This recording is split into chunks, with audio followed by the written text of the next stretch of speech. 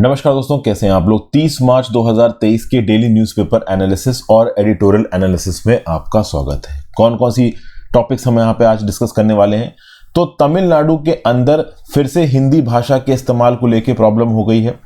भारत सरकार की तरफ से अल्टीमेटम इशू हुआ कि जो कर्ड के पैकेट्स होते हैं उनके ऊपर आप फर्मेंटेड मिल्क की बजाय दही लिखो, और जो रीजनल भाषा में दही के लिए शब्द इस्तेमाल किया जाता है आप वो लिख सकते हो। तो तमिलनाडु की सरकार कह लेने लग रही है कि हिंदी को हम पे इम्पोज किया जा रहा है। ये न्यूज़ देखेंगे। फिर भाई 50% जो एलोकेटेड फंड है समग्र शिक्षा स्कीम के लिए, उनके सिर्फ 50% से थोड़े ही ज़्यादा इस्तेमाल हुए हैं फरवरी 2023 तक। और आपको पता है मार्च 2023 के एंड में फाइनेंशियल ईयर खत्म हो जाएगा। तो समग्र शिक्षा अभियान के फंड्स नहीं इस्तेमाल हो पा रहे हैं। क्यों नहीं इस्तेमाल हो पा रहे हैं इसको देखेंगे। कहीं ना कहीं एजुकेशन के लिए स्कीम्स बनाई जाती हैं, तो हेल्थ और एजुकेशन ये तो दो बहुत इंपॉर्टेंट आप कह लो टॉपिक्स हैं हमारे सोशल डेवलपमेंट के लिए, तो इसके बारे में समझेंगे। फिर भाई 2022-23 में इंडिया का जो ट्रेड डेफिसिट है चाइना के साथ, वो $71 बिलियन पहुंच गया है जनवरी तक। इस न्यूज के बारे में समझेंगे। केंद्र की सरकार का बोलना है कि ग्रेट निकोबार प्रोजेक्ट ट्राइब्स को अफेक्ट नहीं करेगा, खासकर ये जो शोम्पेन ट्राइब है इसको अफेक्ट नहीं करेगा। तो ये क्या लॉजिक है इसको देखेंगे। पाकिस्तान ने इंट्रोड्यूस किया है bill to curtail the powers of chief justice after cabinet approval. इसके बारे में मैंने कल बहुत डिटेल में वीडियो बनाई, उसका रेफरेंस भी दे दूंगा और थोड़ा बहुत टॉपिक यहां पे समझा दूंगा। ये जो ताइवान की प्रेसिडेंट है साई इंग, ये मोस्ट प्रोबेबली यूएस में एक स्टॉप ओवर लेंगी और यूएस की स्पीकर मैकार्थी से मिलेंगे। अभी इस बात को लेकर चाइना नाराज हो गया और चाइना बोल रहा है कि इनको यूएस का वीजा ना दिया जाए। और उसके बाद silence of hate on vicious circle of hate against minority. तो बेसिकली रिसेंटली हेट स्पीच होती है, ये पॉलिटिकल लीडर्स धर्म के नाम पे हेट स्पीच देते हैं। ऐसा क्यों होता है? तो केंद्र की सुप्रीम कोर्ट ने यहाँ पे केंद्र की सरकार से बोला कि आप रिलीजन के नाम पे पॉलिटिक्स बंद करो, हेट स्पीच अपने आप बंद हो जाएगी। तो यहाँ पे केंद्र की सरकार की तरफ से क्या सबमिशन आया इसके बारे में बात करेंगे। उसके बाद एडिटोरियल में डीपीआई डिजिटल पब्लिक इंफ्रास्ट्रक्चर की बात की जा रही है, कैसे रूट ऑफ द राइट्स के ऊपर स्ट्राइक किया जा रहा है। पब्लिक पॉलिसी एजुकेशन कितनी इंपॉर्टेंट है पॉलिसी मेकर्स आईएएस ऑफिसर्स के लिए। Human life above all, time to move on. 5 editorial articles मैं यहाँ पे आपके साथ डिस्कस करने वाला हूँ। स्टालिन्स नेशनल चैलेंज थोड़ा सा पॉलिटिकल, इसलिए मैं इस आर्टिकल को स्किप कर रहा हूँ। आगे बढ़ने से पहले वीडियो पे लाइक का बटन दोस्तों, चैनल को अब तक शेयर और सब्सक्राइब नहीं किया कर लीजिए। इंस्टाग्राम पे फॉलो कर लीजिए, आपसे जुड़ने की कोशिश करता हूँ। टेलीग्राम ग्रुप ज्वाइन कर लीजिए, वहाँ पे लेक्चर की पीडीएफ और नोटिफिकेशन दोनों आपको मिल जाएगी। ज़्यादा से ज़्यादा लोग सब इस वीडियो को शेयर करें, इस पर्टिकुलर वीडियो के इंगेजमेंट को यूट्यूब के एल्गोरिदम में बढ़ाने के लिए। वर्ड ऑफ द डे देख लेते हैं, डिलेमा। डिलेमा मतलब एक ऐसी सिचुएशन जहां पे आपको दो डिफिकल्ट चॉइसेस के बीच में चुनना हो सकता है दोनों ही चॉइसेस अच्छी हो, या फिर हो सकता है दोनों ही चॉइसेस अनडिजायरेबल हो। तो बेसिकली डिलेमा एक ऐसा आप कंफ्यूजन है जिसमें क्राइसिस में आपको फंसे हो, आपको 2 में से एक रास्ते या 3 में से एक रास्ते पे जाना है, समझ में नहीं आ रहा क्या किया जाए। तो चलिए पहली news, GS paper 2 judiciary. Supreme court slam silence of state on vicious circle of hate against minority. देखिए केएम जोसेफ साहब जो कि ऑनरेबल सुप्रीम कोर्ट के जज हैं क्या बोल रहे हैं। Unfortunately now people with no stuff in them, fringe elements from every side are making hate speeches. Where are you taking India? 29 March को सुप्रीम कोर्ट ने साइलेंस ऑफ द स्टेट को काउंटर किया। सुप्रीम कोर्ट का बोलना है कि India के अंदर माइनॉरिटी कम्युनिटी को टारगेट किया जाता है, मुस्लिम्स को उल्टा सीधा बोला जाता है। ओवरऑल केंद्र की सरकार इन एलिमेंट्स के अगेंस्ट एक्शन क्यों नहीं लेती जो मुस्लिम्स को टारगेट कर रहे हैं, उनके खिलाफ हेट स्पीच कर रहे हैं। हमने देखा उत्तराखंड में और बहुत सी जगहों पे इस प्रकार के इवेंट्स हुए हैं। तो यहां पे ओवरऑल जो सबमिशन आया उस सबमिशन में बोला है कि देखिए सर, मतलब जो हमारे तुषार मेहता साहब है सॉलिसिटर जनरल, उन्होंने ये बोला है कि सर ये हेट स्पीच केवल मुस्लिम धर्म के प्रति नहीं हर धर्म के प्रति जारी। जैसे कि रिसेंटली द्रविड मुनित्र कज़ागम के एक स्पोक्स पर्सन है, उन्होंने यहां पे क्या बोला कि अगर आपको इक्वलिटी चाहिए तो सारे ब्राह्मण्स को काट दो, बोचर कर दो। जब ये बोला डीएमके पार्टी के स्पोक्स पर्सन ने, अब तक कोई एफआईआर रजिस्टर नहीं हुई है। वो पर्टिकुलर पर्सन अभी भी डीएमके का स्पोक्स पर्सन है। फिर केरला की एक क्लिप की बात की, यहां पे केरला से आई इस क्लिप में एक बच्चा ये बोलता नजर आ रहा है कि हिंदूज और क्रिश्चियंस को अपने अंतिम समय के लिए तैयार हो जाना चाहिए। तो बेसिकली तुषार मेहता साहब का जो सबमिशन है वो ये बोल रहा है कि देश के अंदर हेट स्पीच हर क्वार्टर से आ रही है। ऐसा नहीं है कि हेट स्पीच सिर्फ मुस्लिम्स के अगेंस्ट आ रही है, हिंदूज और क्रिश्चियंस के अगेंस्ट भी आ रही है। अब यहां पे सुप्रीम कोर्ट का यह बोलना है कि ये विशियस सर्किल ऑफ हेट को रोकना जरूरी है। आप पॉलिटिक्स से रिलीजन को हटा दो। द मोमेंट पॉलिटिक्स से रिलीजन हट जाएगा ये सब बंद हो जाएगा।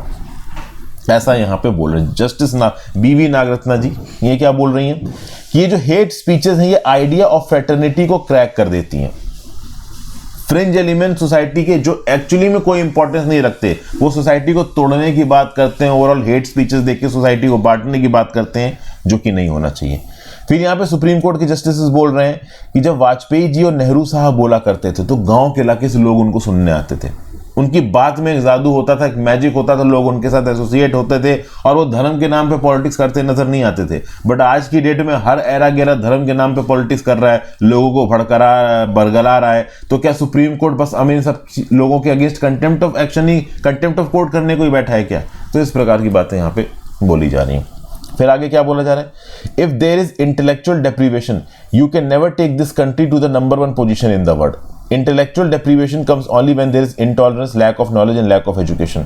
This is where we should concentrate first. We should as a society take a pledge to restrain ourselves from saying these things. तो अगर intellectual deprivation है overall, तो हम अपने देश को कभी भी दुनिया में नंबर 1 पे लेके नहीं आ पाएंगे, क्योंकि जब देश के लोगों के अंदर ही दूसरों के प्रति इंटॉलरेंस है, लैक ऑफ नॉलेज है, लैक ऑफ एजुकेशन है, तो हम एज अ सोसाइटी एक दूसरे के साथ खड़े ही नहीं है, तो सुपर पावर बनने की बात तो दूर है। तो सुप्रीम कोर्ट यहां पे बोल रहा है कि आप पॉलिटिक्स को धर्म से अलग करो। केंद्र की सरकार का सबमिशन ये बोल रहा है कि देखिए पॉलिटिक्स धर्म से अलग हर जगह नहीं है, सरकार कोशिश कर रही है। तो ये सब बातें हैं, हेट स्पीचेस के अगेंस्ट यहाँ पे बात हो रही है। धर्म को रिलीजन से अगर हटा दिया जाए तो बहुत हद तक ये हेट स्पीचेस बंद हो जाए। हर क्वार्टर से ये हेट स्पीचेस ऑलमोस्ट हर क्वार्टर के अगेंस्ट निकल के आती रहती हैं। GS paper 2 education government policies only about 50% of the allocated funds for समग्र शिक्षा स्कीम रिलीज टिल फरवरी। देखिए फाइनेंशियल ईयर 2022-23 का ऑलमोस्ट खत्म होने वाला है और फरवरी तक केंद्र की सरकार के हिसाब से टोटल एलोकेटेड फंड के 50% से थोड़ा ज़्यादा ही खर्च किया गया। समग्र शिक्षा स्कीम मिनिस्ट्री ऑफ एजुकेशन के द्वारा चलाई जाती है। केंद्र की सरकार की स्कूल एजुकेशन प्रोग्राम है, अप्रैल 2018 में इसको लॉन्च किया गया था। This is basically the primary vehicle for the implementation of right of children to free and compulsory education act 2009।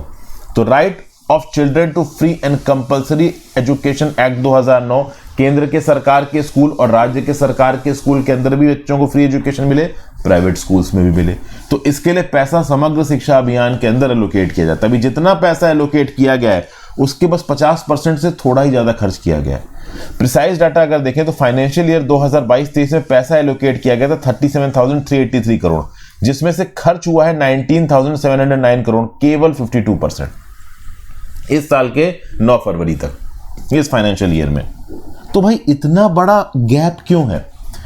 Ministry ये बोल रही है, मिनिस्ट्री ऑफ एजुकेशन, कि बहुत सारे स्टेट्स का 85 to 90% पैसा हम मार्च तक रिलीज कर देंगे।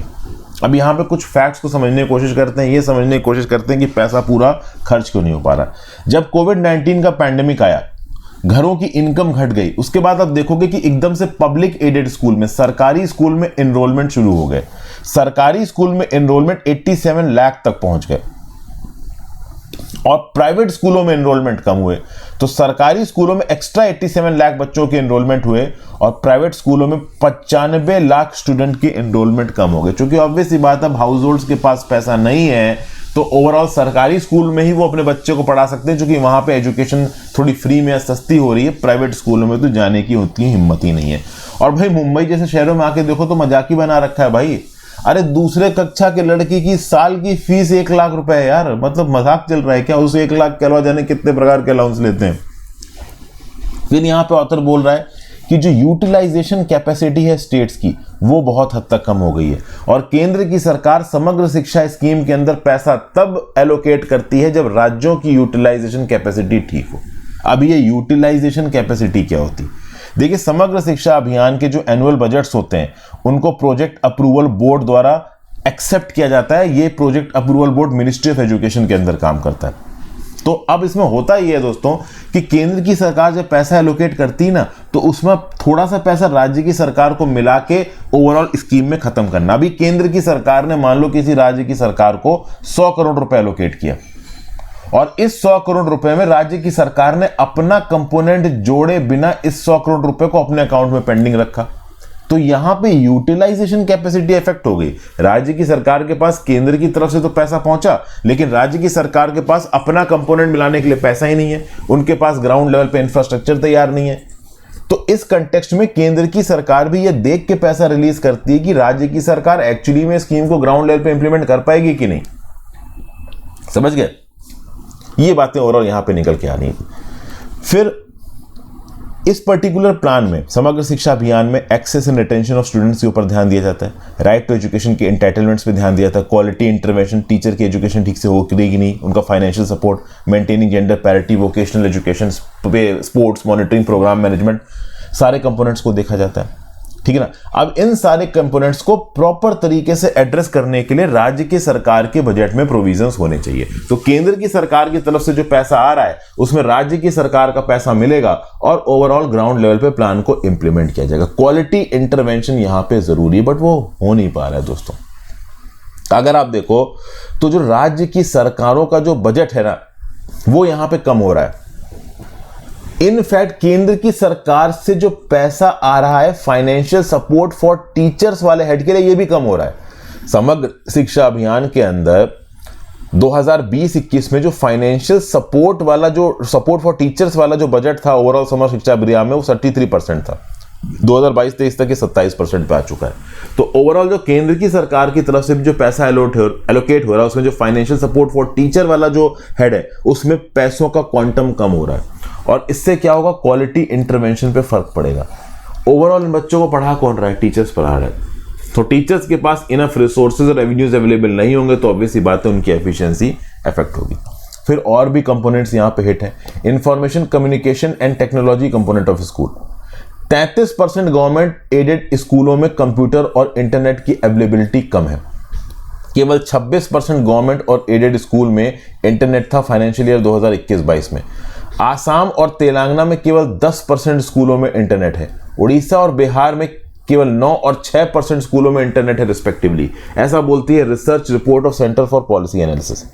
फिर सेंटर फॉर पॉलिसी रिसर्च ने यह भी यहां पे रिवील किया है कि इस पर्टिकुलर समग्र शिक्षा स्कीम के अंदर जो एक्सपेंडिचर है वो कंसिस्टेंटली कम है। अगर आप देखो तो फाइनेंशियल ईयर 2022-23 में अक्टूबर 2022 तक अप्रूव्ड बजट का केवल 22% खर्च किया गया। जो केंद्र की सरकार, राज्य की सरकार, दोनों का अगर आप खर्चा मिला दो, कुल मिला के फाइनेंशियल ईयर 2021-22 से 2025-26 तक टोटल पैसा एलोकेट किया गया समग्र शिक्षा अभियान को 2,94,283 करोड़। ये केंद्र की सरकार और राज्य की सरकार दोनों का शेयर मिला के, जिसमें केंद्र की सरकार का शेयर है 1,85,398 करोड़, बट खर्चा अभी तक 54% ही हुआ है। हरियाणा उत्तर प्रदेश की बात करो तो जो पैसा हरियाणा उत्तर प्रदेश को केंद्र की सरकार द्वारा दिया गया है उसमें वो अपना पैसा मिला के खर्च ही नहीं कर पा रहे हैं नीचे।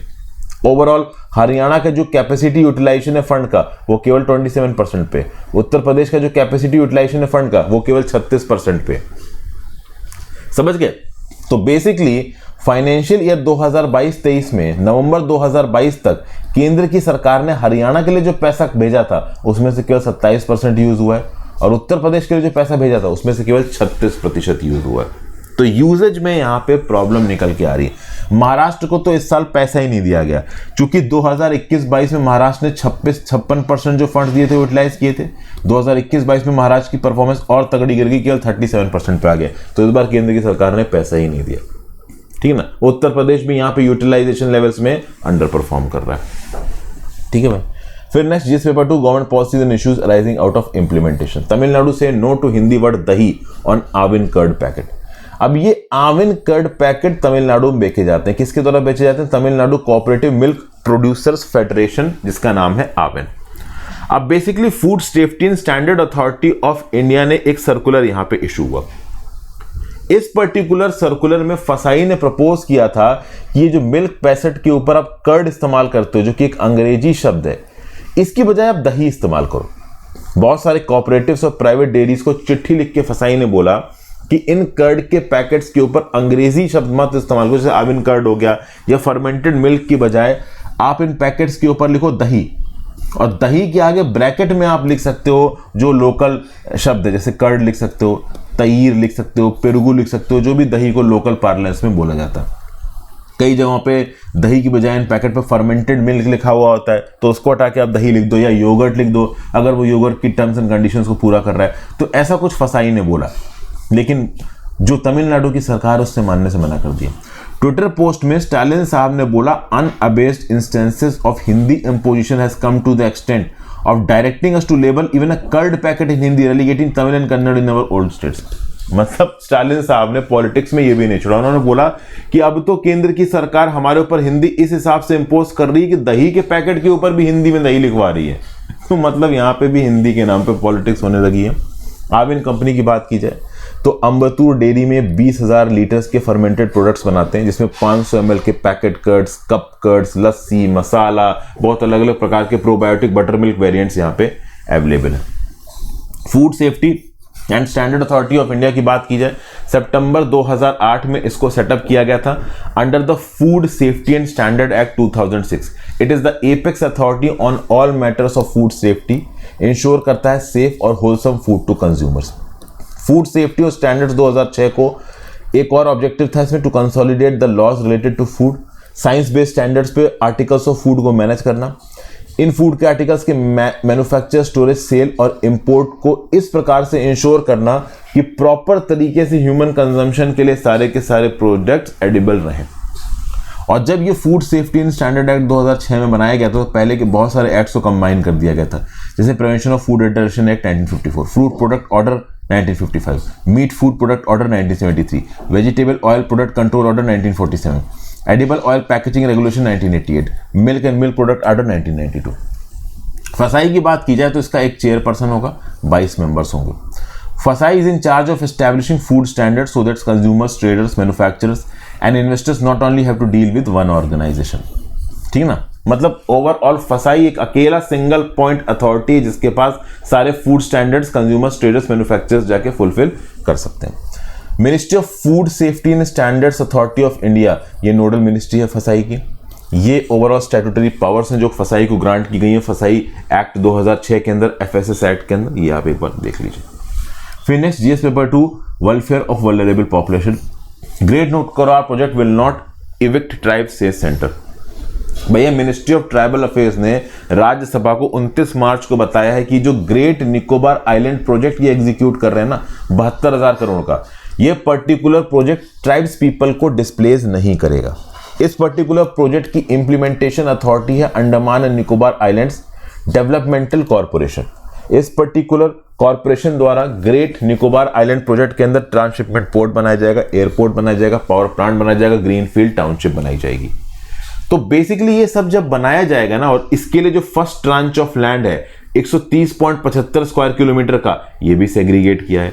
लेकिन यहां पे मिनिस्टर साहब ऑफ ट्राइबल अफेयर्स विश्वेश्वर तुदू साहब ये बोल रहे हैं कि टोटल ट्राइबल रिजर्व का 7.114 स्क्वायर किलोमीटर का जो इलाका है वो प्रोजेक्ट के लिए भले एग्जीक्यूट किया जा रहा है, लेकिन हम इस बात को इंश्योर करेंगे कि ट्राइब पीपल को प्रॉब्लम ना हो। खासकर इस इलाके में जो शोम्पेन ट्राइब रहा करती हैं, जो कि एक पर्टिकुलरली वल्नरेबल ट्राइब है, उसको किसी प्रकार की प्रॉब्लम ना हो, हम इस बात को इंश्योर करेंगे।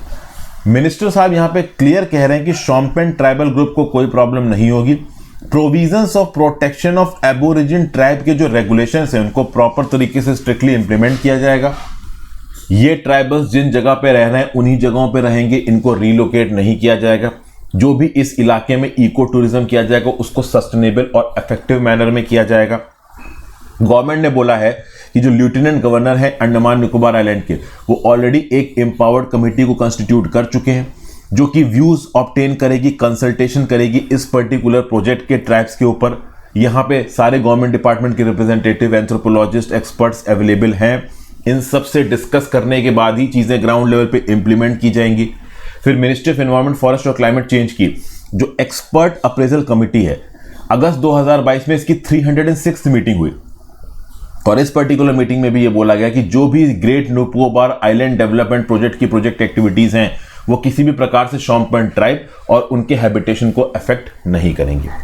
पर्टिकुलरली वल्नरेबल ट्राइबल ग्रुप की बात की जाए तो ओवरऑल इंडिया के अंदर ट्राइबल पॉपुलेशन 8.6% है देश की पूरी आबादी की। इसमें से भी जो सबसे ज्यादा डिसएडवांटेज है वो है प्रिमिटिव वल्नरेबल ट्राइबल ग्रुप्स। क्या होता है कि ट्राइब्स के अंदर जो बेटर ऑफ ट्राइब्स हैं वो सारा डेवलपमेंटल और वेलफेयर फंड अपने पास दबा लेती हैं। 1973 में धेबर कमीशन ने प्रिमिटिव ट्राइबल ग्रुप का कंसेप्ट दिया। 2006 में इस कंसेप्ट को प्रिमिटिव वल्नरेबल ट्राइबल ग्रुप्स में कन्वर्ट कर दिया गया। 1975 में 52 ऐसे ग्रुप्स आइडेंटिफाई किए गए थे। 1993 में 23 और ऐसे ग्रुप्स जोड़े गए। आज की डेट में total 75 primitive vulnerable tribal groups हैं। टोटल शेड्यूल ट्राइब 705 है। क्या कैरेक्टरिस्टिक्स हैं पीवीटीजीज के? तो होमोजेनस होते हैं, छोटी पॉपुलेशन है, फिजिकली आइसोलेटेड है, रिटन लैंग्वेज इनकी है नहीं, सिंपल टेक्नोलॉजी है, वगैरह वगैरह। सबसे ज्यादा primitive vulnerable tribal group Orissa में पाए जाते हैं। Next by GS paper 3 Indian economy 2022-23 trade deficit with China cost $71 billion by January. तो भैया पहले जो 10 महीने हैं 2022-23 के, कब से? तो अप्रैल, मई, जून, जुलाई, अगस्त, सितंबर, अक्टूबर, नवंबर, दिसंबर, जनवरी, इसी में चाइना के साथ जो हमारा ट्रेड डेफिसिट है वो $71.56 बिलियन पे पहुंच गया है। 2021-22 में ये रिकॉर्ड हाई था $73.31 बिलियन। इस बार तो मोस्ट प्रॉब्ली ओवरशूट कर ही जाएगा। ये डाटा सबमिट किया है कॉमर्स मिनिस्ट्री ने लोकसभा के अंदर। Minister of state for commerce and industry Anupriya Patel ji यहां पे क्या बोल रही हैं कि चाइना के साथ जो ट्रेड डेफिसिट था इंडिया का वो 2017-18 से लेकर 2020-21 के बीच में प्रोग्रेसिवली हर साल थोड़ा थोड़ा घट रहा था, लेकिन हमने देखा कि 2021-22 में एकदम से बढ़ा। फिर यहां पे लॉन्ग टर्म फिगर्स की बात की जा रही है। लॉन्ग टर्म फिगर्स मैं आपसे ऑनेस्टली बोलूंगा थोड़े पॉलिटिकल लग रहे हैं। जैसे चाइना के साथ जो ट्रेड डेफिसिट 2004-5 में थी वो थी $1.48 बिलियन और ये हो गई $36.21 बिलियन 2013-14 में। This is an increase of 2346%। मैं आपको बता दूं 2004 के लगभग कांग्रेस की सरकार बनी थी, ठीक है। फिर 2014 में बीजेपी की सरकार बनी। अब ये बता रहे हैं कि 2013-14 में जो ट्रेड डेफिसिट थी वो थी $36.21 बिलियन और 2021-22 में $73.31 बिलियन, जो कि ओवरऑल 102% का इंक्रीज है। तो कांग्रेस के रेन में ट्रेड डेफिसिट का इंक्रीज हो गया 2346% का और बीजेपी के रेन में 102% का। ये फिगर्स बेसिकली यही डिनोट कर रहे हैं और कुछ नहीं डिनोट कर रहे हैं। मैं आपको बताता हूं न्यूज किस प्रकार से पब्लिश की जाती है। सरकार जब स्टैटिस्टिक्स पब्लिश करती है उसमें भी एक पॉलिटिकल एलिमेंट होता है, बट ये हर सरकार करती है। हम चाइना से किस प्रकार के गुड्स इंपोर्ट करते हैं? तो कैपिटल गुड्स इंपोर्ट करते हैं भाई, इंटरमीडिएट गुड्स इंपोर्ट करते हैं, रॉ मटेरियल्स इंपोर्ट करते हैं, इलेक्ट्रॉनिक सेक्टर में, टेलीकॉम सेक्टर में, पावर सेक्टर में, फार्मास्यूटिकल सेक्टर में, ये एक्टिव फार्मास्यूटिकल इंग्रेडिएंट्स, इन सब की रिक्वायरमेंट हम कहां से पूरी कर रहे हैं? चाइना से। ओवरऑल इन रॉ प्रोडक्ट्स और इंटरमीडिएट प्रोडक्ट्स को इस्तेमाल करके हम प्रोडक्ट्स बनाते हैं जिसको हम दुनिया भर में एक्सपोर्ट करते हैं। अभी के लिए इन प्रोडक्ट्स की जितनी डिमांड है इंडिया के अंदर, हमारे पास डोमेस्टिक कैपेबिलिटी है, प्रोडक्शन कैपेसिटी, बट उतने बड़े लेवल पे नहीं है, इसलिए हमें चाइना से इंपोर्ट करना पड़ता है। ट्रेड डेफिसिट की बात की जाए तो जब देश के इंपोर्ट एक्सपोर्ट से एक्सीड कर जाए, इसको आप बोलते हैं ट्रेड डेफिसिट। ये नेगेटिव बैलेंस ऑफ ट्रेड को कंट्रीब्यूट करती है। ओवरऑल इस बैलेंस को, मतलब इस नेगेटिव ट्रेड डेफिसिट को कैलकुलेट किन किन बेसिस पे किया जाता है? तो गुड्स सर्विसेज में जो इंपोर्ट एक्सपोर्ट में आप कह लो डिफरेंसेस हैं उसके रिस्पेक्ट में यहाँ पे देखा जाता है। Okay, current account, capital account, financial accounts में कैलकुलेशंस होते हैं। ये मैंने पहले आपको इकोनॉमी की जो मेरी सीरीज है रमेश सिंह की, वहाँ पे पढ़ा रखा है। अगर रमेश सिंह की इकोनॉमी सीरीज नहीं देखी है तो देख लीजिए, ठीक है भाई। फिर पाकिस्तान इंट्रोड्यूस कर रहा है bill to curtail powers of chief justice after cabinet approval. इसके रिस्पेक्ट में मैंने बहुत डिटेल बना रखी है दोस्तों video. After Israel powers of Pakistan supreme court are being curtailed. ये रीसेंट आपको वीडियो सेक्शन में पर्टिकुलर वीडियो मिल जाएगी। बेसिकली जो स्टेप लिया गया है पाकिस्तान के अंदर, यहाँ पे शहबाज शरीफ और इमरान खान के बीच में एक पावर गेम चल रहा है और इस पावर गेम में जुडिशरी खींची जा रही है। पाकिस्तान के सुप्रीम कोर्ट का चीफ जस्टिस थोड़ा इमरान खान के फेवर में नजर आ रहे हैं, लेकिन पाकिस्तान के सुप्रीम कोर्ट के कुछ जजेस शहबाज शरीफ की सरकार के फेवर में, इसीलिए वो सुप्रीम कोर्ट ऑफ पाकिस्तान के जो चीफ जस्टिस हैं उनके खिलाफ बोल रहे हैं। तो इस कंटेक्स्ट में शहबाज शरीफ ने यहां पे कॉल दी कि हमें सुप्रीम कोर्ट की ताकतों को बदलना पड़ेगा, चीफ जस्टिस की एक्स्ट्राऑर्डिनरी ताकतों को बदलना पड़ेगा। और इसीलिए लॉ मिनिस्टर अजम तरीर नरार ने पेश किया supreme court practice and procedure act 2023। इस पर्टिकुलर एक्ट के अंदर चीफ जस्टिस ऑफ पाकिस्तान की ताकतें कम की जाएंगी। तो अगर मान लीजिए कि पाकिस्तान के अंदर किसी अर्जेंट डिसीजन पे ओवरऑल कोई स्यू मोटो नोटिस लेना है, तो उस स्यू मोटो नोटिस को लेने के लिए article 184 clause 3 of the Pakistani constitution, ये आर्टिकल आपको याद रखने की जरूरत नहीं है। अगर ओवरऑल पाकिस्तान के सुप्रीम कोर्ट को अपनी ओरिजिनल पावर एक्सरसाइज करनी है तो चीफ जस्टिस ऑफ इंडिया अकेले नहीं कर सकता।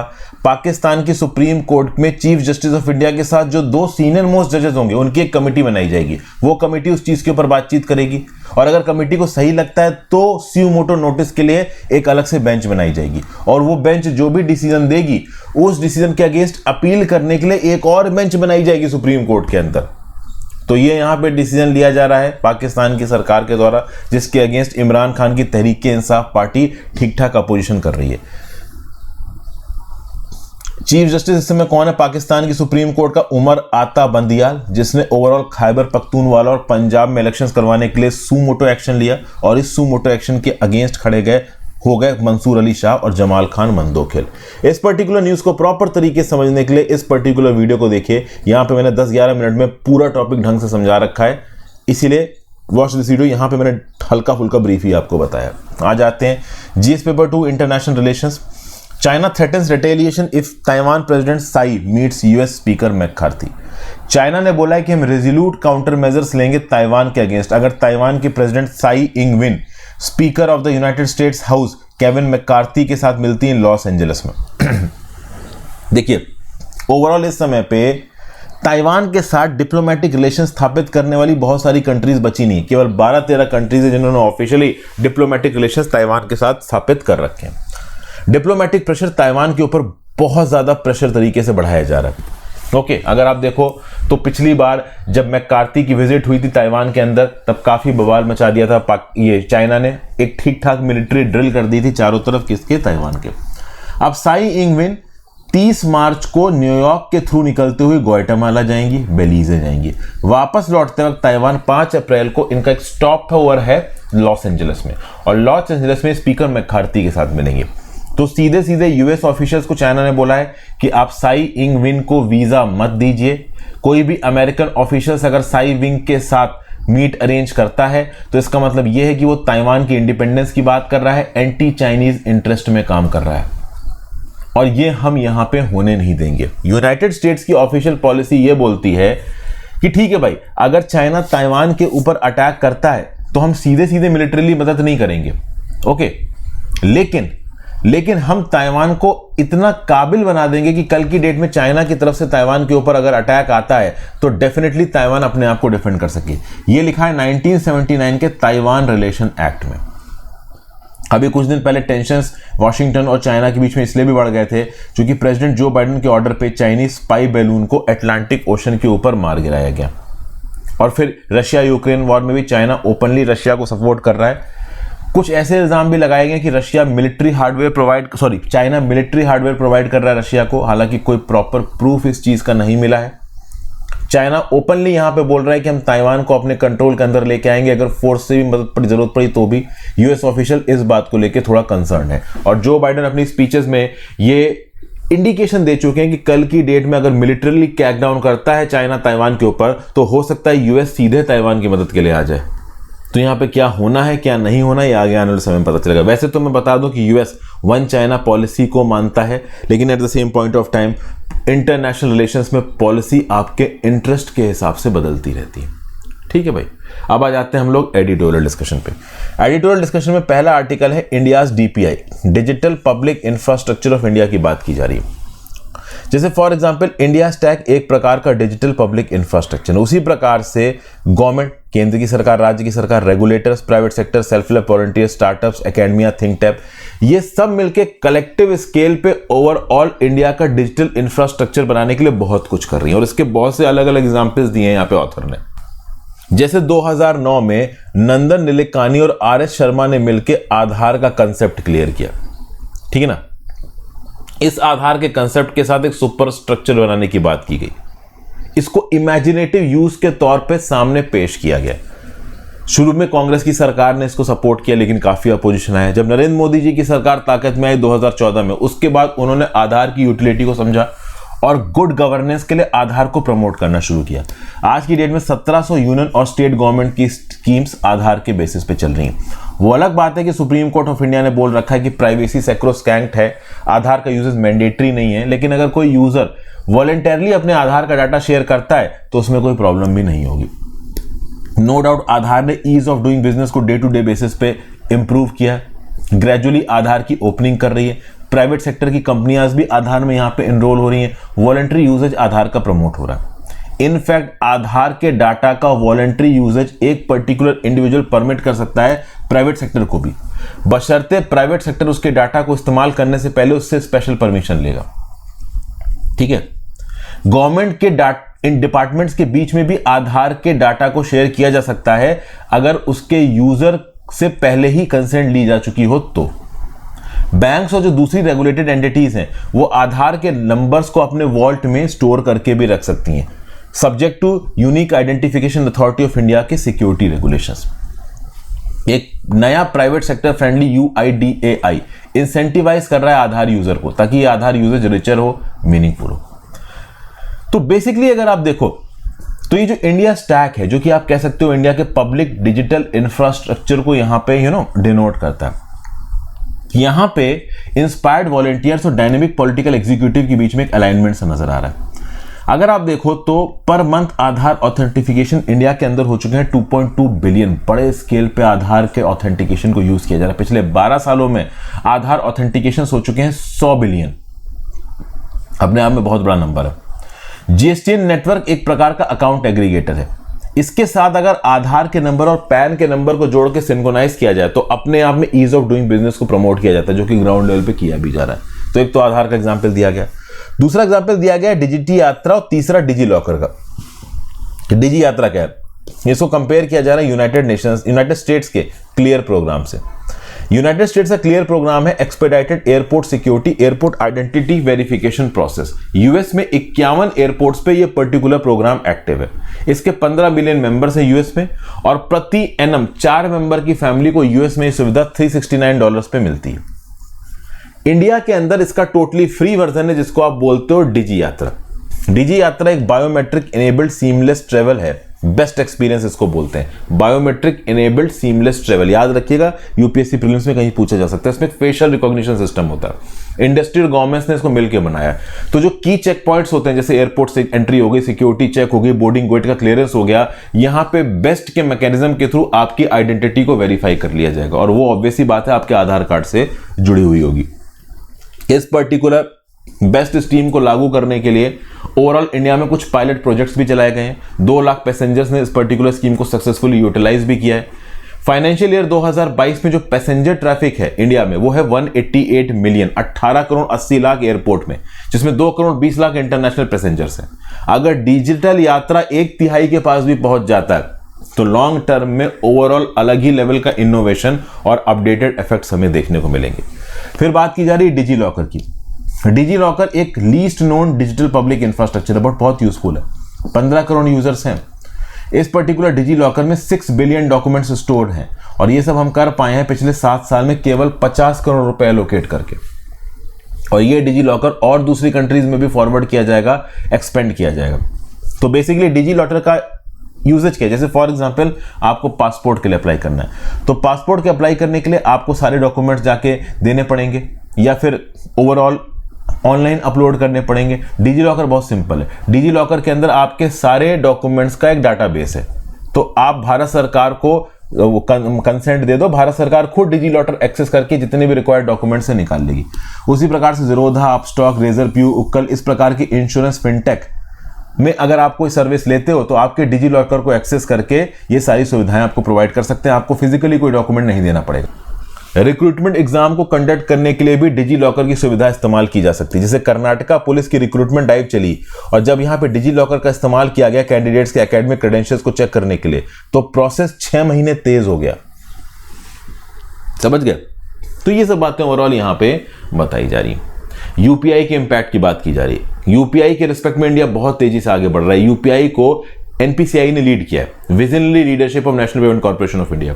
आज की डेट में यूपीआई में इंडिया में हर महीने 8 बिलियन ट्रांजैक्शंस होती हैं, हर महीने $180 बिलियन की ट्रांजैक्शन होती हैं। इस $180 बिलियन को अगर आप 12 से मल्टीप्लाई कर दो तो पूरे साल में देश की जीडीपी का 65% तो हम यूपीआई से ट्रांजैक्ट कर रहे हैं। तो ये अपने आप में जीडीपी पे एक पॉजिटिव इंपैक्ट ही देगा। ठीक है, तो ये सब बातें ओवरऑल यहां पे बोली जा रही हैं। इंडिया आज की डेट में 2023 में हैं हम लोग, 1947 में हम आज़ाद हुए थे।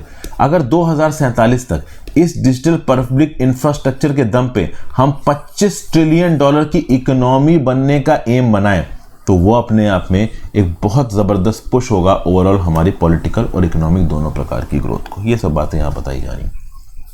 फिर hard handed response that strikes at the root of rights. देखिए 19 लाख गवर्नमेंट और सेमी गवर्नमेंट एम्प्लॉयज, स्कूलों में काम करने वाले, जिला परिषद में काम करने वाले, गवर्नमेंट हॉस्पिटल में काम करने वाले, ये सरकार से डिमांड कर रहे हैं कि आप ओल्ड पेंशन स्कीम को री इंस्टीट्यूट करिए। ठीक है भाई, नेशनल पेंशन स्कीम 2005 से लागू है, सब लोग एनपीएस में कवर्ड हैं। बट चूंकि अभी कुछ लोगों को जिन्होंने 2004 में ज्वाइन किया था, ओवरऑल एनपीएस आने से पहले ओल्ड पेंशन सिस्टम की स्कीम के समय पर उनका नोटिफिकेशन आ चुका था, तो उनको ओपीएस का बेनिफिट दिया गया। तो अब अलग अलग राज्य के एम्प्लॉयज बोल रहे हैं भाई हमें भी ओपीएस का बेनिफिट दो। महाराष्ट्र के अंदर बोल रहे हैं हमें भी ओपीएस का बेनिफिट दो। अब जब ओपीएस के बेनिफिट के लिए यहां पे स्ट्राइक वगैरह होने लगती है, हड़ताल होने लगती है, तो राज्य की सरकार की फंक्शनिंग इफेक्ट होती है। इस फंक्शनिंग को रोकने मतलब मेंटेन करने के लिए राज्य की सरकारें कभी कभी ईएसएमए एक्ट प्रोमulgate करती है। जैसे महाराष्ट्र की असेंबली ने रिसेंटली प्रोमulgate किया Maharashtra essential services maintenance and normal life of community act. क्योंकि अगर सरकारी एम्प्लॉय स्ट्राइक पे चला जाएगा तो सरकार का काम करेगा कौन? ये अलग बात है कि महाराष्ट्र की सरकार ने एश्योरेंस दिया राइटिंग में कि वो ओपीएस को मानते हैं, इसके लिए निगोशिएशन करेंगे, तो 20 मार्च को स्ट्राइक कैंसिल हो गई। बट ओवरऑल केंद्र की सरकार और राज्य की सरकार के अप्रोच के रिस्पेक्ट में बात हो रही है। जब भी ओवरऑल इस प्रकार की स्ट्राइक्स होती हैं, एसेंशियल सर्विसेज मेंटेनेंस एक्ट के थ्रू इन स्ट्राइक्स को चेक करने की कोशिश की जाती है। लेकिन क्या सरकार की तरफ से ये सही रिस्पॉन्स है? सरकार को यहां पे एज अ मॉडल एम्प्लॉयर दिखाया जा रहा है। अब सरकार एलोबरेटिव लेजिस्लेटिव और पुलिस पावर्स को इस्तेमाल करके अगर स्ट्राइक्स को रोकने की कोशिश करेगा तो लॉन्ग टर्म में सरकार की इमेज के लिए अच्छा नहीं है। प्लस खास बात दोस्तों यहां पे ये भी है कि अगर आप ईएसएमए को इन्वोक करते हो तो आपको यहां पे एक प्रॉपर इंटेलिजिबल क्राइटेरिया डेवलप करना पड़ेगा कि एक्चुअली में एसेंशियल सर्विसेज में आता क्या क्या है। क्योंकि एसेंशियल सर्विसेज के नाम पे ओवरऑल ईएसएमए एक्ट का वेपनाइजेशन भी कर सकती है सरकार ओवरऑल जेन्युइन स्ट्राइक की डिमांड्स को सबवर्ट करने के लिए। तो यहां पे बेसिकली स्ट्राइक के रिस्पेक्ट में ही बात हो रही है। फिर ऑथर ये बोल रहा है कि ओवरऑल लेबर के इशू के रिस्पेक्ट में सही पैमाने देने वाला, सही बेसिस देने वाला दुनिया में कौन सा ऑर्गेनाइजेशन है? तो फिर इंटरनेशनल लेबर ऑर्गेनाइजेशन की बात की जा रही है कि इंटरनेशनल लेबर ऑर्गेनाइजेशन सही तरीके से इश्यूज को एड्रेस कर सकता है। आईएलओ का एक सुपरविजरी इंस्टीट्यूशन है, committee on the freedom of association, वो principles of the right to strike को नोटिफाई करता है। ठीक है ना, इन प्रिंसिपल्स के बेसिस पे कैसे लेजिटिमेट प्रमोट किया जा सकता है, डिफेंड किया जा सकता है लोगों को, इकोनॉमिक और सोशल इंटरेस्ट को, इसकी बात यहाँ पे की जा रही है वगैरह वगैरह। ठीक है भाई, तो कमेटी के हिसाब से जो आपकी किस कमेटी की बात हो रही, committee on the freedom of association of ILO के हिसाब से जो एसेंशियल सर्विसेज के एम्प्लॉय हैं उनके पास राइट टू स्ट्राइक देखिए नहीं है। एसेंशियल सर्विसेज में कौन आ जाएगा? तो हेल्थ सेक्टर, सरकारी डॉक्टर वगैरह हो गए, ट्रांसपोर्ट सेक्टर में काम करने वाले लोग, मेट्रो बस वगैरह तुम बंद कर दोगे तो लॉजिस्टिक्स ट्रांसपोर्ट बंद हो जाएगा, तो इस प्रकार के लोग स्ट्राइक में नहीं जा सकते। बिजली विभाग में काम करने वाले लोग छुट्टी पे चले गए तो बिजली में अगर रिलेटेड कोई प्रॉब्लम आ गई तो कौन देखेगा? इसलिए ओवरऑल ईएसएमए को इन्वोक किया जाना चाहिए, बट इंडिया जैसी प्लूरलिस्ट डेमोक्रेसी में प्रॉपर तरीके से कोऑर्डिनेटेड साइंटिफिक तरीके से किया जाना चाहिए, ये बताया जा रहा है। फिर भाई हसमुख आदिया साहब का आर्टिकल है finance secretary government of India में, बड़ी ऊंची पोस्ट में, ये बात कर रहे हैं India needs public policy education. सरकार पॉलिसी बनाती है देश के फ्यूचर के लिए और अच्छी पॉलिसीज इकोनॉमिक ग्रोथ और पब्लिक वेलफेयर को प्रमोट करती हैं, ease of life for citizens को प्रमोट करती हैं। लेकिन प्रॉब्लम यह है इनके हिसाब से कि पब्लिक पॉलिसी एजुकेशन इंडिया के अंदर एब्सेंट है। हमारे इंडिया के अंदर बहुत small percentage of policy makers हैं, सिविल सर्विस ऑफिसर हैं, जिनको किसी प्रकार की फॉर्मल ट्रेनिंग दी जाती है पब्लिक पॉलिसी और पब्लिक एडमिनिस्ट्रेशन में। इसलिए इंडिया के अंदर पब्लिक पॉलिसी एजुकेशन बूस्ट करने की जरूरत है। ठीक है, मतलब सिविल सर्वेंट्स को पब्लिक पॉलिसी के अंदर ट्रेन करना जरूरी है, ऐसा कुछ यहां पे बोल रहे हैं। फिर ये बोल रहे हैं कि प्राइवेट सेक्टर का मैनेजमेंट पब्लिक सेक्टर के मैनेजमेंट से बहुत ज्यादा अच्छा है, क्योंकि पब्लिक सेक्टर के मैनेजमेंट में ऑफिशियल ट्रेनिंग नहीं हुई है और प्राइवेट सेक्टर के मैनेजमेंट में ऑफिशियल ट्रेनिंग हुई है। ऑथर ये बता रहे हैं कि अपनी 20 साल की सिविल सर्विस के बाद जब ये IIM बेंगलोर गए पब्लिक पॉलिसी एजुकेशन के लिए, तब जाके इनको पता चला कि एक्चुअली में इंस्टीट्यूशनल ट्रेनिंग का कितना पॉजिटिव इंपैक्ट होता है। अब प्रॉब्लम यह है दोस्तों कि जितनी भी डिसीजन मेकिंग एग्जीक्यूटिव जॉब्स है सरकार में, वहां पे लोगों को पब्लिक मैनेजमेंट की समझ नहीं है, ऐसा यहां पे ऑथर हसमुख आदिया साहब बोल रहे हैं। फॉर्मल एजुकेशन सिविल सर्वेंट्स को पब्लिक मैनेजमेंट में नहीं मिलती। All India council for technical education से अगर आप डाटा उठा के देखो तो 3182 इंस्टीट्यूशंस हर साल 4.22 लाख लोगों को ट्रेन करते हैं बिजनेस मैनेजमेंट प्रोग्राम में। लेकिन केवल 130 पब्लिक, प्राइवेट और नॉट फॉर प्रॉफिट यूनिवर्सिटीज है जो कि पब्लिक एडमिनिस्ट्रेशन का प्रोग्राम चलाती हैं। और इसका लॉजिक सिंपल है दोस्तों, ये जो पब्लिक एडमिनिस्ट्रेशन के प्रोग्राम चलाने वाले इंस्टीट्यूशंस हैं, ये ज्यादा नहीं हो सकते। क्यों ज्यादा नहीं हो सकते? क्योंकि लोग पब्लिक मैनेजमेंट पढ़ेंगे ही नहीं। आप प्राइवेट मैनेजमेंट पढ़ोगे, एमबीए करोगे, तो आपके सामने ल्यूक्रेटिव अपॉर्चुनिटी उठती है प्राइवेट सेक्टर में। किसी प्राइवेट सेक्टर में अच्छी जॉब पे आके जाके काम कर सकते हो अच्छे पैकेज पे। लेकिन पब्लिक मैनेजमेंट की पढ़ाई करोगे तो उस पढ़ाई को करने के बाद भी आपको सिविल सर्विसेज का एग्जाम क्वालिफाई करना पड़ेगा, सरकार में पहुंचना पड़ेगा, तब जाके आप अपनी इस पढ़ाई का इस्तेमाल कर सकते हो। तो सिर्फ पब्लिक मैनेजमेंट की पढ़ाई के बेसिस पे आपको नौकरी नहीं मिलेगी, आपको कैरियर अपॉर्चुनिटी नहीं मिलेगी। कैरियर अपॉर्चुनिटी पाने के लिए आपको बाद में कॉम्पिटिटिव एग्जाम क्वालिफाई करना पड़ेगा। तो there is not enough incentive to prefer public management course. इसलिए बहुत से सिविल सर्वेंट होते हैं कि वो एग्जाम तो क्वालिफाई कर लेते हैं बट उनका कोई एक्सपोजर नहीं होता है पब्लिक मैनेजमेंट का। ठीक है भाई, ये सब बातें यहां पे बताई जा रही हैं। तो फिर सॉल्यूशन क्या दे रहा है ऑथर यहाँ पे? तो सॉल्यूशन ये दे रहा है कि जो इन सर्विस ऑफिसर्स हैं जो कि सेलेक्ट होकर आए हैं, उनको पब्लिक मैनेजमेंट पढ़ाया जाए उनकी ट्रेनिंग के समय पे, पहली बात। दूसरा, ओवरऑल जब वो यूपीएससी सिविल सर्विसेज का एग्जाम दे रहे हैं तो उनके पर्टिकुलर एग्जाम में एज एन ऑप्शनल पेपर या फिर as a general studies paper public policy और मैनेजमेंट को इंट्रोड्यूस किया जा सकता है। तो कम से कम अपनी पढ़ाई के समय पे ये लोग पब्लिक मैनेजमेंट पढ़ेंगे। अब जितने लोग भी सिविल सर्विसेज की तैयारी करते हैं उसमें से केवल 10% लोग गवर्नमेंट जॉब में पहुंच पाते हैं हर प्रकार की।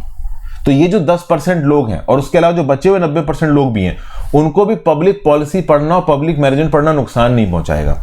और वैसे भी यूपीएससी सिविल सर्विस एग्जाम में बहुत सारे लोग जो ऑप्शनल्स लेते हैं वो उनके ग्रेजुएशन के सब्जेक्ट से अलग होता है। तो लोग एग्जाम को क्वालिफाई करने के लिए किसी भी स्टेप तक जाने के लिए तैयार है। तो जब वो अपने ग्रेजुएशन सब्जेक्ट से अलग ऑप्शनल सब्जेक्ट ले सकते हैं तो पब्लिक पॉलिसी मैनेजमेंट ही पढ़ सकते हैं। एट द एंड वो उनकी फ्यूचर में उनको किसी ना किसी प्रकार से काम ही आएगा। ये सब बातें ओवरऑल ऑथर यहाँ पे बता रहा है। तो सबसे खास बात, जो ट्रेनिंग इंस्टीट्यूट है सरकार के, वहां पे पब्लिक पॉलिसी को इंडक्शन ट्रेनिंग का प्रॉपर तरीके से पार्ट बनाया जाना चाहिए। तीसरा, सरकार स्पेशलाइज्ड पोजीशन क्रिएट कर सकती है पब्लिक पॉलिसी एनालिस्ट की, जो कि मार्केट से सीधे सीधे उठाए जाएंगे और पब्लिक पॉलिसी प्रोग्राम से वो सिविल सर्वेंट्स के साथ मिलकर काम करेंगे, उनको ट्रेनिंग भी देंगे। तो ये एक इंपॉर्टेंट आर्टिकल था जो मैंने आपको डिस्कस कर लिया।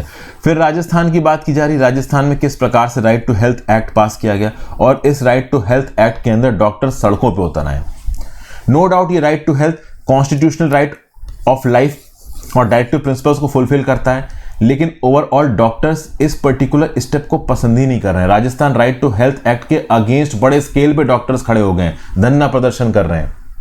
तो ये नहीं होना चाहिए। राजस्थान के डॉक्टर्स को अपना प्रॉफिट छोड़ के लोगों के लिए काम करना शुरू करना चाहिए। At the same point of time सरकार को ये कोशिश करनी चाहिए कि वो अलग अलग डॉक्टर्स को कन्विंस कर सके कि हाँ भाई वो भी ऑन बोर्ड आए और राइट टू हेल्थ का जो हमारा सपना है देश का, इसको पूरा किया जा सके। 1989 में सुप्रीम कोर्ट ने अपने जजमेंट में ऑब्जर्व किया था कि every injured citizen brought for medical treatment should instantaneously be given medical aid to preserve life and thereafter procedural criminal law should be allowed to operate in order to avoid negligent death. तो supreme court ने ये एक idealistic condition दी थी। इस idealistic condition को ground level पे implement करने की कोशिश की राजस्थान की सरकार ने, लेकिन डॉक्टर्स हेल बेंट हो गए हैं इसकी अपोजिशन में। ये नहीं होना चाहिए, ऐसा यहां पे बताया जा रहा। और फिर AIADMK के इंटरनल टसल्स की दोस्तों यहां पे बात की जा रही है। पनीर सेल्वम वर्सेस पलनीस्वामी की बात की जा रही है।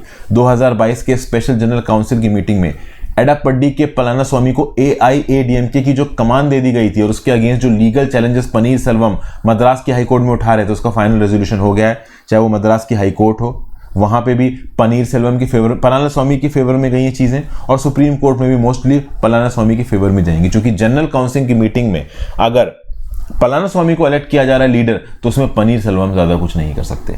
तो यहाँ पे बेसिकली इन पॉलिटिकल स्क्वेबल्स के बजाय इन सारे लीडर्स को मिल के इस बात पे ध्यान देना चाहिए कि कैसे AIADMK के वोट शेयर को भी बढ़ा सकें। So thank you for watching friends. Video को लाइक और शेयर कर दीजिएगा, इंस्टाग्राम पे फॉलो कर लीजिएगा, टेलीग्राम ग्रुप ज्वाइन कर लीजिएगा, ज्यादा से ज्यादा लोग से लेक्चर शेयर करें। आई होप आपको इस प्रकार की वीडियोस में कुछ ना कुछ नॉलेज सीखने को मिलती हो। Have a great day, good bye.